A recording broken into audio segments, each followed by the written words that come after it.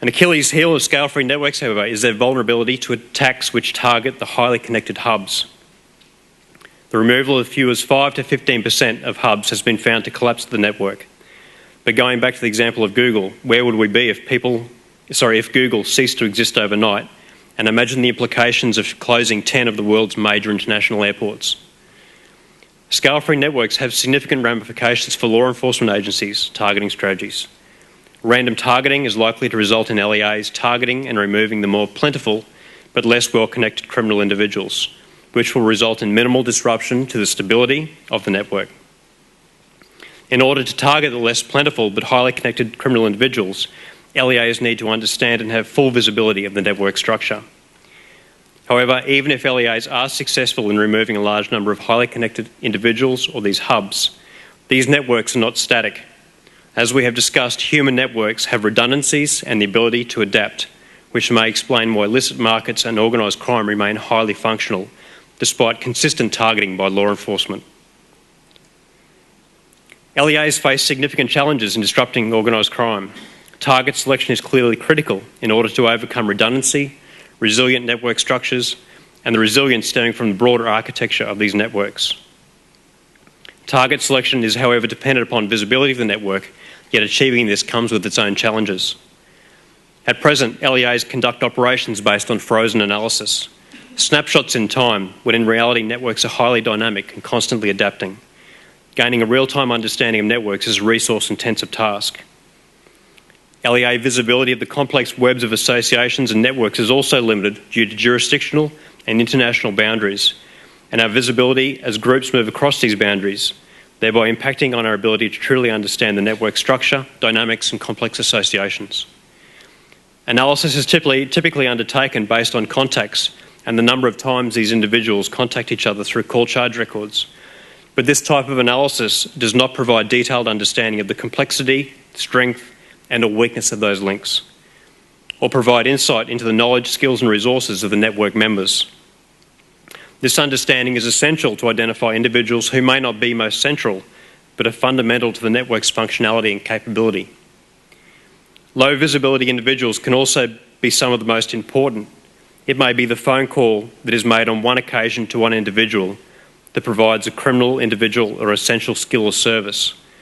Granovetter's fundamental work in 1960s on weak ties talks about how my friends are also my friends' friends, so they have these small worlds. And he talks about weak ties which bridge links into other social networks.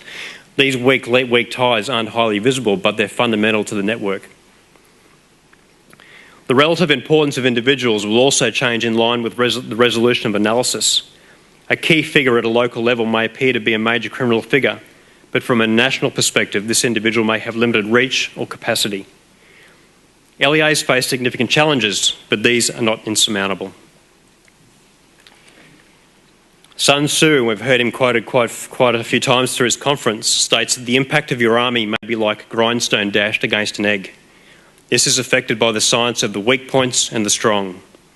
The same applies for the targeting of resilient criminal networks. The need to target specific weaknesses is consistently raised in discussions centred around strategies to disrupt networks. These weaknesses may not be immediately apparent or exist at all times, but the identification of weaknesses and exploitation of these is crucial in countering the inherent strength that criminal networks have. Strategies must also be focused upon a specific goal, and Phil Williams states that you must determine at the outset, is your aim to destroy or degrade the capability of the group? Is it to destabilise the network's environment or to directly attack the network's activities? Understanding what the goal is from the outset is critical, as it will determine the strategies that are used to target the network. Strategies must also be flexible and innovative to compensate for the dynamic and flexible nature of criminal groups. While LEAs recognise that criminal networks are dynamic and flexible, they must also recognise that criminal networks will adapt and respond to their activities and strategies, and move from a reactive examination of criminal networks to the proactive development of methodologies and strategies which anticipate the responses of criminal networks. At the more tactical level, research into networks and how to destabilise them has identified a number of critical individuals and roles who, if targeted and removed, are likely to result in high levels of disruption. As highlighted before, there are individuals in the networks who perform specific roles due to their knowledge, skills, access or resources. While the majority of these are replaceable eventually, they are less easily replaced, and their removal reduces the capacity of that group at that point in time.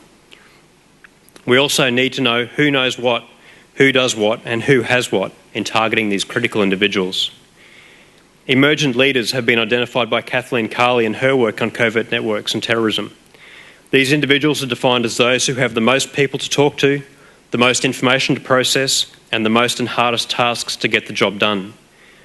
These are not always the most central or prominent in the network, but the roles, knowledge and access they have make them capable of taking over the functions or maintaining the functionality of the network when others are removed. Research into organised crime in the Netherlands identified individuals who appeared in various criminal networks across the country, yet in their own right were not considered to be important enough to devote investigative time or resources to targeting. When the role of these individuals were examined, it was found that they were playing a key role in bringing people from different criminal groups into contact and would speak to various people to get matters arranged. As with criminal individuals, these brokers played a critical role in criminal enterprises. In a similar vein, individuals who provide the link between the licit and illicit worlds play a key role and provide an important service to the criminal network. If removed, the criminal network loses that capability and access for a short period of time and may create further vulnerabilities which can be exploited by law enforcement. Apart from individuals, other strategies targeted at the attributes and structures which underpin resilience may also be effective. Tightly bonded cores can be targeted by attacking the glue that holds them together, and that is trust. It's also been suggested that tightly bonded cores are less adaptable because of loyalties to each other, particularly when you have familial groups. Removing money, resources and access, or the redundancies which criminal groups rely upon to adapt, have been shown to slow the speed with which a criminal group can adapt to external and internal shocks. Compartmentalisation of networks also slows the speed with which the information can be spread throughout the group. So strategies which target the network hard and fast has been found to result in the network quickly unravelling and catching individuals by surprise, and creates further disorder within the network. Drug traffickers interviewed as part of the study in the UK commented that they only got caught when they had to step down a role or when they had to compensate for a mistake. Disorder in any plans creates indecision and confusion, all of which can be exploited by law enforcement. One of the best examples of this is Carlo Morselli's examination of Operation Caviar, which was conducted in Canada, which used a seize but do not arrest strategy. What they found was that the people considered most central when the operation first started actually became less significant as the network, as they lost trust in those people because their drugs were being seized. So the dynamics of the network changed.